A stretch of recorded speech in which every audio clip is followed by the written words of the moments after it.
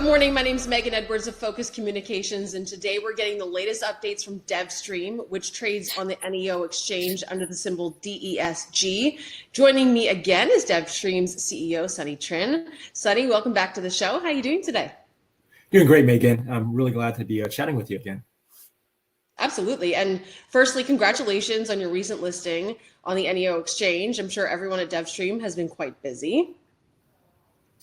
Yeah, no, first of all, thank you. And yes, everyone at DevvStream is very excited and very busy.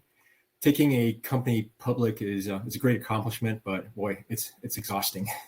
I bet. And to start things off, could you provide an introduction to the company? Yeah, sure.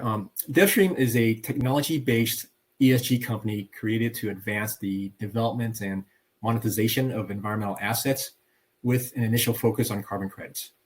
While most carbon credit companies focus almost entirely on nature-based solutions, DevvStream specializes in taking a wide range of technologies and using them to generate carbon credits.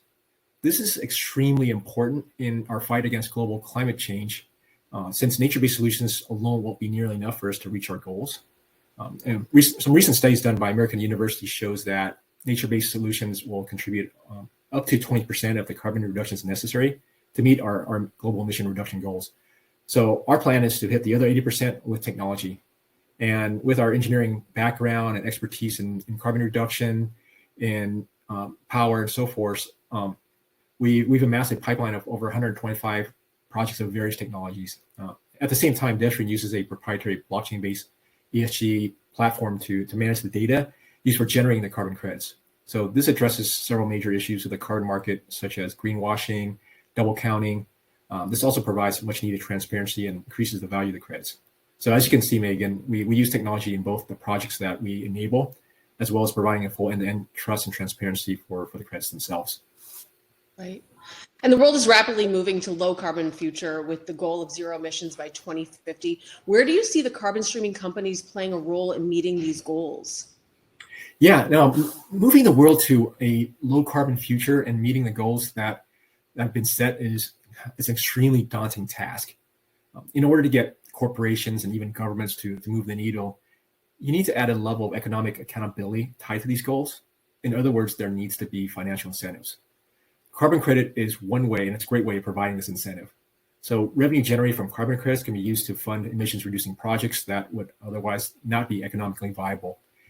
And if we're going to come anywhere close to achieving our net zero goals, we need as many of these projects as possible. This includes everything from nature-based projects such as reforestation and mangrove preservation to technology-based projects such as building efficiencies or plugging oil wells. And carbon streaming companies like DevvStream play a very important part in helping project developers get access to money from carbon credits and then helping them advance their solutions further. Now let's talk about quality of credits, as the demand for high quality credits was emphasized at the recent United Nations Climate Change Conference. What differentiates a low quality credit from a high quality credit? Yeah, high quality credits need to meet a list of specific criteria. I'll go over some of the major ones. The first one being additionality. This essentially means that the greenhouse gas reductions or removals would not have occurred if it weren't for the revenue generated from the carbon credits themselves. In other words, if the reductions or removals would have happened anyways, whether there are carbon credits or not, they are not additional. One example of the lack of additionality are carbon credits from not chopping down trees inside forest reserves that were already protected. A second criteria is that the actual impact on emissions is not overestimated. The project must be scientifically sound and have a robust methodology for measurement, data collection, and calculations. This is where technology-based projects really stand out. The data generated from these projects are very precise. So for example, take our light bulb project in Africa where we're swapping 100-watt incandescent bulbs for 7-watt LED bulbs. We can track how many bulbs were deployed and know that for every 1,000 bulbs that's being used, it would save 93 kilowatt hours of electricity. We would then be able to precisely calculate the amount of emissions that was avoided from this reduction in energy usage. Mm-hmm. And then a third criteria is permanence. This means that the reductions or removals can't be reversed. So take reforestation projects, for example. A tree sequesters carbon for decades. Well, what happens when this tree is impacted by, say, a forest fire or disease? Well, all the carbon then is re-released back into the atmosphere. So what people need to realize is that avoidance projects are the truest form of permanence. If emissions was avoided through an alternative technology, it can't be re-released. Take electric vehicles, for example. If I drive 12,000 miles in 1 year and I chose an electric vehicle over an internal combustion engine vehicle, I completely avoided the emissions from the burning gasoline for that 12,000 miles, and there's nothing that could back from the atmosphere. And then one last criteria that I'll touch on is that the project does not contribute to social or environmental harms. So in order to be considered a high quality credit, all these criteria and a few more, they need to be met. Low quality credits lack one or more of these criteria. Mm-hmm. So you have this global mandate of a rapid shift towards a low carbon footprint. Is this a realistic task for governments and corporations to make significant adjustments, or is the carbon credit market, where companies like DevvStream exist, going to play a major role in meeting these goals? Yeah, no, that's a great question, Megan. So according to a study from McKinsey, in order for the world to reach their 1.5 degree warming target, we need to reduce emissions by 23 gigatons annually. So this is annually by 2030, all the way to the reduction of 30 gigatons annually by 2050. And as I stated before, this is a daunting task. It will be nearly impossible for governments and corporations to do this on their own. This is something that, requires every company and country in the world to participate, and for additional companies like DevvStream to join in the mix. And carbon credits will play a critical role in helping reductions, with many estimating that it will directly be tied to about 30 to 4% of the reduction numbers. So this equates to over 12 gigatons of CO2 annually by 2050. This means that there needs to be over 12 billion carbon credits each year. So this each year, that's needed. So if a company like DevvStream, for example, goes nuts and becomes incredibly successful and we generate 1 billion credits per year, well, we still need 12 of these companies. So now you see what we have in front of us, right? At the same time, and this creates a massive opportunity for carbon streaming companies like DevvStream. Mm-hmm. And regarding the carbon generation market, aside from how the credits are generated, what are the main differences between tech-based and nature-based solutions? Yeah, no, that's another really good question. Let me start by saying that because of the size of the task we have at hand, right, and I keep reiterating that, we need to implement both nature-based and technology-based solutions, and that both are extremely important in our fight against climate change. In addition, both have some very distinct differences that allow them to complement each other. The first difference, I touched on earlier, data used to calculate emissions impact of technology are much more precise, while nature-based solutions rely on models. And this is not to say that nature-based credits are bad. You just need to make sure that it comes from a scientifically proven and accepted model. A second difference is the amount of time necessary to make an environmental impact. Tech-based solutions can be almost immediate. Take the example of plugging wells. It takes roughly a couple of weeks to prep and plug the wells, but once it's done, the methane leakage is essentially eliminated. Nature-based solutions, on the other hand, typically take much longer. For example, a reforestation project can take over a decade before the trees start reaching their sequestration potential. And then a third difference is that technology solutions are much easier to replicate. Once proven, it can be deployed over and over again in different locations. For example, we have a wastewater treatment solution that saves the city up to 85% on energy usage. Every city in the world has to deal with wastewater treatment. So this solution can be deployed just about anywhere.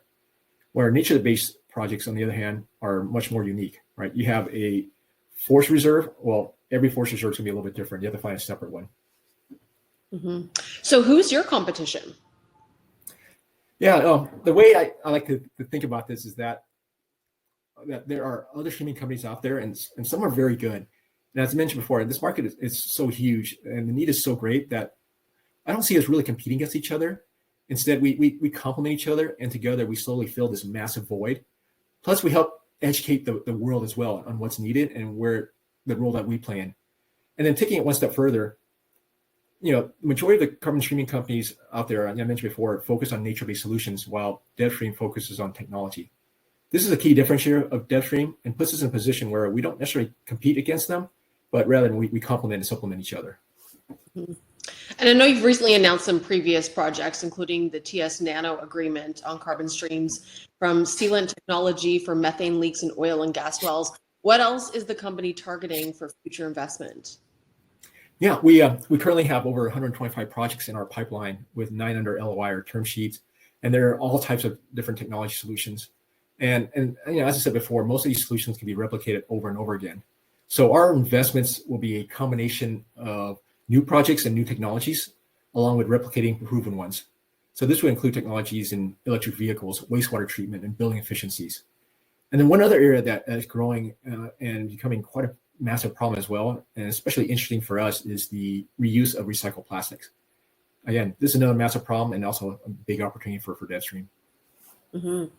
In addition, last week you announced a joint venture with a company called Marmota. Could you run us through this release and who Marmota is?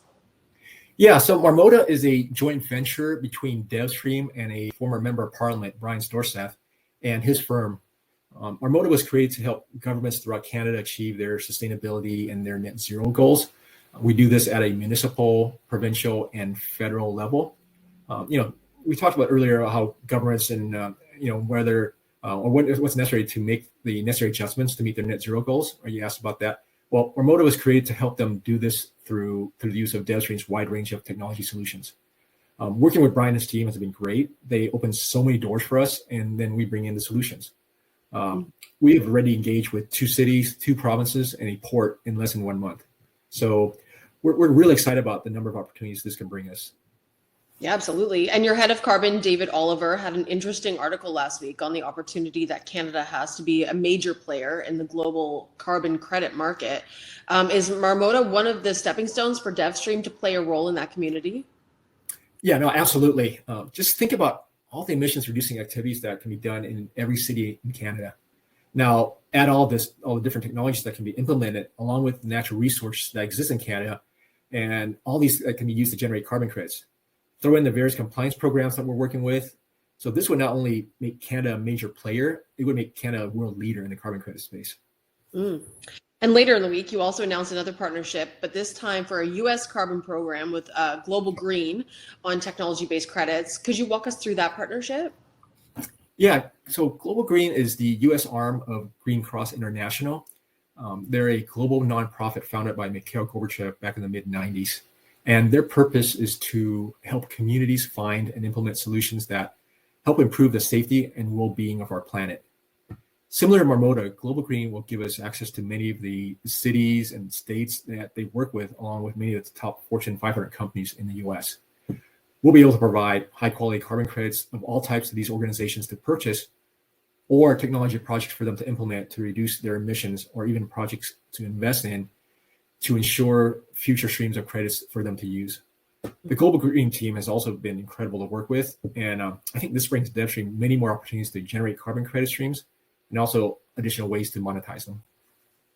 And Sunny, before we let you go, are there any final comments you'd like to leave with our audience? Yeah, I want to thank and congratulate our team, our advisors, our partners, and of course the NEO Exchange on DevvStream going public. Right, it's an incredible milestone for us. But more importantly, I'm especially proud of the fact that we're playing a major role in addressing climate change. And to take a line from one of my favorite movies, Gladiator, what we do in life echoes in eternity. And never has this been more true than what we're doing today, because if we don't fix global warming, we won't have much of an eternity. At the same time, this creates a massive opportunity for all of us. As a result, I feel that we're on the brink of something really, really special. And I look forward to taking this journey with our team, our partners, and our shareholders. Great. Thank you so much for your time today, Sunny. And we're looking forward to having you back on soon to share additional updates on DevvStream. Great. Thank you, Megan. It's great chatting with you again.